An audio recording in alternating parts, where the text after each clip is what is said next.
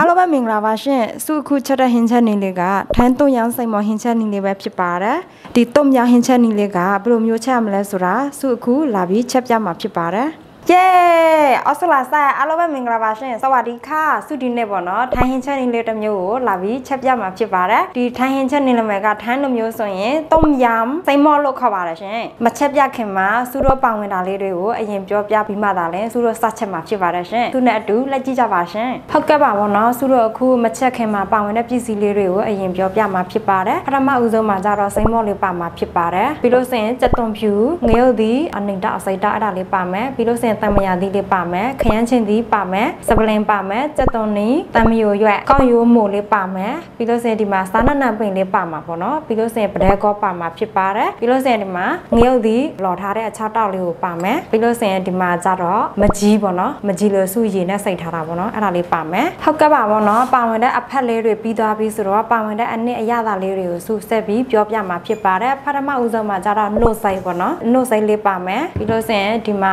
နမ်ဖေးဖောက်ထိုင်ရဲ့အကြက်မအနှစ်ငရုတ်သီးလေးကိုပါမှာဖြစ်ပါတယ်ပေါ့နော်ပြီးလို့ဆိုရင်စုတို့အချိုမုတ်နဲ့ထပ်မှာဖြစ်ပါတယ်ပြီးလို့ဆိုလို့ဆိုရင်ကြက်သားမုတ်လေးလည်းပါမယ်ဒီမှာစားငန်းပြရည်လေးပေါ့နော်အဲ့ဒါလေးတွေကိုပါမှာဖြစ်ပါတယ်ဟုတ်ကဲ့ပါပေါ့နော်ပါဝင်တဲ့သူ့ရဲ့အဖက်လေးတွေအနှစ်ရသာလေးတွေစုပြောပြပြီးသွားပြီဆိုတော့စုတို့အခုစချက်ပြီးတော့ဆက်ပြီးပြောပြသွားမှာဖြစ်ပါတယ်နော်သူနဲ့တူလိုက်ကြည့်ကြပါဟုတ်ကဲ့ပါပေါ့နော်စုတို့အခုတောက်တဲ့ရေလေးက2လီတာလောက်ရှိတာပေါ့နော်2လီတာဆိုရင်9ရောက်စာလောက်စားလို့ရတာပေါ့နော်အဲ့အတွက်ကြောင့်စုတို့သူမင်းဖွင့်ပြီးဆိုတော့ရေစုလာအောင်စောက်မယ်ပြီးလို့ဆိုရင်ပါဝင်တာလေးတွေကိုပထမဦးဆုံးပါတွေထည့်ရတယ်လဲစုပြောပြရင်လည်းချက်သွားမှာပေါ့နော်ခုတော့ရေစုလာအောင်ကိုပဲစုတို့စောက်မှာပေါ့နော်ဟုတ်ကဲ့ပါပေါ့နော်စုတို့ဒီမှာရေနွေးလေးတက်ထားတ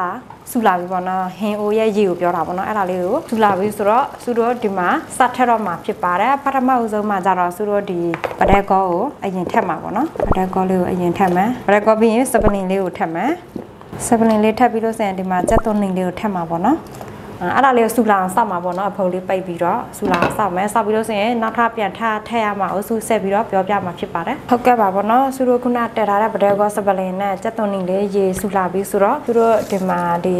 စောက်ပြီးရွက်ဟောအဲ့ဒါလေးကိုထည့်မယ်စောက်ပြီးရွက်လက်တဆုပ်စာလောက်စုထက်တာပေါ့နော်အဲ့လေးပြီးသွားလို့ဆိုရင်စုတို့ဒီမှာငရုတ်သီးရဲကြက်သွန်ဖြူရဲအဲ့ဒါလေးကိုထည့်မယ်ထည့်ပြီးသွားလို့ဆိုရင်စုတို့ဒီမှာထိုင်းငရုတ်သီးအနည်းအကျက်လေးကိုပေါ့နော်အဲ့ဒါလေးကိုထည့်မယ်အစီလေးလဲစုသူ့ထဲအစီလေးလဲတက်တာပေါ့နော်တစုံစုအားလုံးပေါင်း၄စုံလောက်ထပ်မှာပေါ့နော်သူအဖြစ်လဲဆိုတော့အယောင်လဲလာတယ်သူရဲ့ရတာလဲပို့ကောင်းတာပေါ့နော်ခက်မှန်းချင်အမှထမင်းစားစုံ၅စုံလောက်ထက်တာပေါ့နော်ဒီဥစ္စာတဘူးလုံးပေါ့နော်ပြောရမယ်ဆိုရင်တဘူးလုံးထက်တာပေါ့နော်တဘူးလုံးလောက်ဆိုရင်တဘူးလုံးလို့ဆိုရင်၅စုံလောက်ရှိတယ်ပေါ့နော်အဲ့ဒီထက်မယ်နမ်ဖလီဖောက်အရသာလေးကိုအရင်ကြိုက်တယ်ညမှာဘက်ကဆိုရင်တော့ဒီဟာလေးရှိလာတော့မသိဘူးနော်မာစုတောက်တဲ့တစ်ဆက်ဒီတစ်စိတ်ပေါ့နော်ဒီတစ်စိတ်ဆိုရင်ဆယ်ဝင်ထမှာဖြစ်ဖြစ် BC ထဲမှာပဲဖြစ်ဖြစ်ရှိနေတာပေါ့နော်စုတောက်တဲ့တစ်စိတ်လိုမျိုးလက်ဝယ်စားကြလဲရတယ်နော်အဲ့ဒါလေးပြီးတော့ရင်စုတို့ဒီမှာကြက်သားမုတ်လေးကိုထပ်မှာဖြစ်ပါတယ်ကြက်သားမုတ်ဆိုရင်ဒီမှာလက်ပဲစုံပမာ9စုံလောက်ထပ်မှာပေါ့တကယ်လို့အတောက်လေးရှိလို့ဆိုရင်2တောက်လောက်ထပ်တော့ပေါ့နော်စုကကြတော့ဒီဟာလေးနဲ့ဆိုတော့လက်ပဲစုံ9စုံလောက်ထပ်မယ်အဲ့ဒါပြီးတော့ရင်စုတို့ဒီကစားအနှဲငယ်လေးထည့်မယ်စားဆိုတာဒီတုံညာထက်တဲ့ခါဆိုရင်စားလေးအနှဲငယ်ပါမှသာလည်းစားလို့ကောင်းတာပေါ့နော်အမှလက်ဖက်ရည်စုံတစ်စုံပေါ့နော်ထမင်းစားဆိုတော့ဝက်ပေါ့အဲ့ဒါလေးထည့်မယ်ဒီကငံပြရည်လေးထည့်မှာဖြစ်ပါတယ်ငံပြရည်လေးကထမင်းစားစုံတစ်စုံလောက်ထည့်မှာပေါ့နော်သူ့ရဲ့အနှံ့လေးမွေးအောင်ပေါ့နော်ဒီတုံယမ်ဆိုတာကသူ့ရဲ့အရသာလေးကအနှဲငယ်အငံလေးလည်းပါရမယ်ပြီးတော့အရသာချိုလဲချိုရမယ်ပြီးလို့ဆိုလို့ဆိုရင်ချင်လဲချင်ရတာပေါ့နော်ပြောမယ်ဆိုရင်အဲ့လိုမျိုးပေါ့နော်ပြီးလို့ဆိုရင်ဒီမှာချိုမုတ်လေးသူကအချိုမုတ်မပိုင်မရဘူးနော်သူဒီလောက်လေးထည့်မယ်နော်ဒီလောက်လေးဆိုတာထမင်းစားတော့ဝက်ပေါ့နော်တကယ်လို့အချီတို့ဘက်ကမကြိုက်လို့ဆိုရင်မထည့်လဲရတယ်နော်အဲ့လေးပြီးသားရင်ဒီမကြီးကစုဖက်လိုက်နဲ့ပဲထည့်လိုက်မယ်နော်တကယ်လို့အချီတို့ဘက်ကအရီပဲထည့်လို့ဆိုရင်အရီပဲထည့်ပေါ့နော်စုကကြတော့ဒီလိုမျိုးတတုံးလောက်ထည့်တယ်ချင်းလေးငန်လေးချူလေးအဲ့လိုမျိုးโอเคပြီးသားရင်စုတို့ဒီကခရမ်းချင်းသီးလေးထပ်မယ်ခရမ်းချင်းသီးကစုအရန်ကြိုက်တယ်အရန်ကြိုက်တာဖြစ်တဲ့အတွက်ကြောင့်10လောက်ထပ်တာမြင်ကြည့်လိုက်မယ်နော်ခင်းခုံးမလိုက်စုလောင်ဆောက်မယ်နော်အနည်းငယ်စုလောင်ပြီးဆိုတော့ကောင်းရင်မိုးလေးကိုထပ်မယ် ก็ยังโมเลกาสู้บลาวสาแซ่แท้แล้วสุดนัสแซ่สานัสแซ่บลาวชีแล้วมันติวดาเป็นpoint ลาวชีสู้มันไม่รอအများကြီးမထက်လိုက်ရတယ်သူကပါရမဲ့ပစ္စည်းထဲမှာဖြစ်တဲ့အတွက်ကြောင့်ပေါ့နော်9 point လောက်ထက်ချင်လည်းရတယ်10 point လောက်ထက်ချင်လည်းရတယ်အဲ့လိုမျိုးကိုချက်တဲ့ဟင်းအိုးပေါ်မှာလည်းမူတည်တာပေါ့နော်အဲ့ဒါလေးဆူလာစောက်မယ်နော်ဆူလာပြီပေါ့နော်ဟင်းအိုးလေးဆူလာပြီဆိုတော့ဆူတော့ဒီမှာအရင်ကျေးလေးကိုပေါ့နော်အမြုပ်လေးတွေထုတ်မှာပေါ့နော်โอเคထုတ်ပြီးသားပြီဆိုတော့ဆူတော့ဒီမှာစိမ်မော့လေးကိုထပ်မှာဖြစ်ပါတယ်စိမ်မော့လေးထက်တဲ့အခါမှာအချစ်တို့ရေဆူလာအောင်မှထက်ပေါ့နော်ရေမဆူလာပဲနဲ့ကိုထက်လို့ဆိုရင်စိမ်မော့လေးအနက်ညိမှာပေါ့နော်အခုဆူထက်တောက်တဲ့စိမ်မော့လေးကဟာလွိုဂလန်ဆိုတာကီလိုဝက်ပေါ့နော်ကီလိုဝက်နဲ့ထက်တောက်စားတာဖြစ်ပါတယ်ချက်စားတာပေါ့နော်ကီလိုဝက်စိမ်မော့ရဲ့သူ့ရဲ့ဘိုက်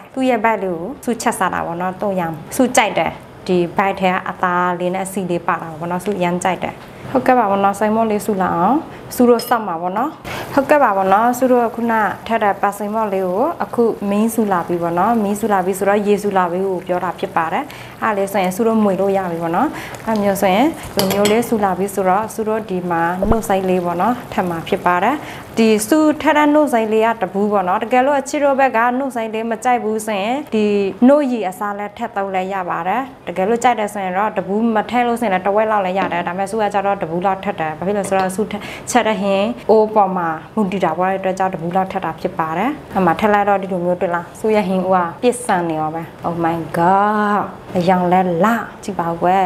အမှရတာပြီဆိုတော့ဆူတို့အနှံငယ်ဆူလာပြီးတော့ဒီကတမယာကြီးသီးလေးနဲ့စားနံပင်လေးကိုထပ်ပြီးတော့စားလို့ရပါပြီရှင်အခုဆူလာအောင်စောင့်မယ်နော်ဟုတ်ကဲ့ပါဘောနော်ဆူလာပြီဆိုတော့ဆူတို့ဒီမှာစားနံပင်လေးကိုထပ်မယ်စားနံပင်လေးဒီမှာဆူ3ပင်လောက်ထပ်တာပေါ့နော်ပြီးလို့ဆင်ရတမယာသီးလေးလည်းညှစ်ထက်မှာပေါ့နော်တမယာသီးကဆူဘယ်နှလောက်ထက်လဲဆိုတော့အလုံးသေးသေးလေးပေါ့နော်အလုံးသေးသေးလေး၄လောက်ရှိတာပေါ့နော်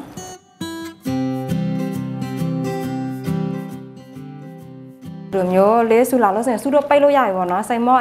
ငါလည်းကြက်သွားပြီပေါ့နော်ကြက်သွားပြီဆိုတော့ဆူတော့ဒီမှာအပေါ်မှာဒီငရုတ်ဒီအချတောက်လေးကိုပြန်ယုံမဲ့နဲ့စားလို့ရပြီပေါ့နော်အမှရပြီပေါ့နော်အဲ့လောက်လေးပဲတကယ်လို့အစားကြိုက်လို့ဆိုရင်အများကြီးထက်ပေါ့နော်ဆူကြတော့အဲ့လောက်လေးနဲ့ပဲထက်တယ်โอเคရပါပြီအဲ့ဒါဆူရဲ့တုံးရမ်းစိမ်မော့ဟင်းလေးပါရှင်ဟင်းချိုကြီးလေးပေါ့နော်အဲ့ဒါဟင်းကြက်သွားပြီဆိုတော့ဆူတို့အခုပကံထဲမှာထည့်ပြီးတော့စားကြည့်မှာပေါ့နော်သူရဲ့ရတာဘယ်လောက်ထိကောင်းတယ်လဲဆိုတာလေးကိုပေါ့နော်ဆူတို့အခုအရတာလေးဘယ်လောက်ထိကောင်းတယ်လဲဘယ်လိုမျိုးရှိတယ်လဲဆိုတာဆူတို့အခုပကံထဲမှာထည့်ပြီးတော့ခါထုတ်မှာပေါ့နော်ဒီမှာပါ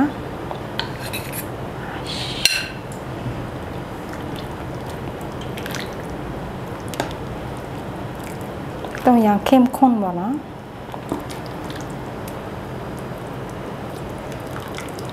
โอเคဟုတ်ကဲ့ပါမနော်ဒါဆူရဲ့ต้มยำစိမ်မော့ပေါ့နော်အဲ့လေးကိုစားကြည့်မှာပေါ့နော်သူရဲ့ရတာလေးသမင်းမပါဘဲနဲ့သူရဲ့ရတာလေးမြင်ကြည့်မှာပေါ့နော်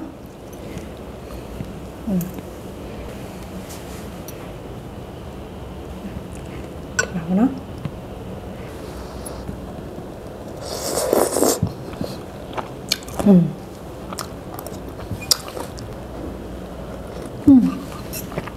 เข้มข้นมากเลยอ่ะจริงทำเปรี้ยวทำเค็มเผ็ด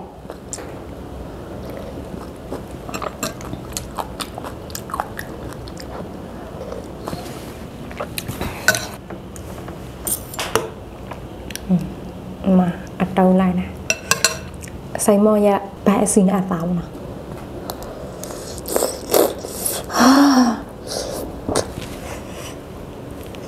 ดูดิ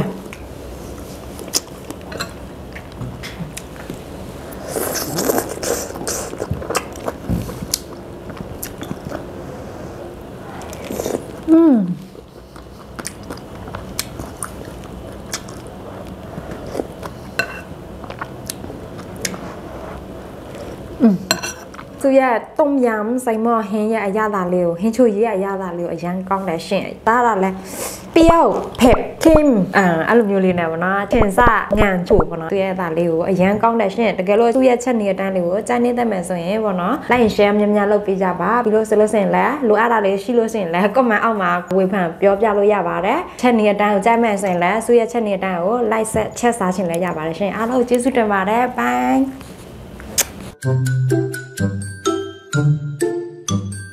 Thank you.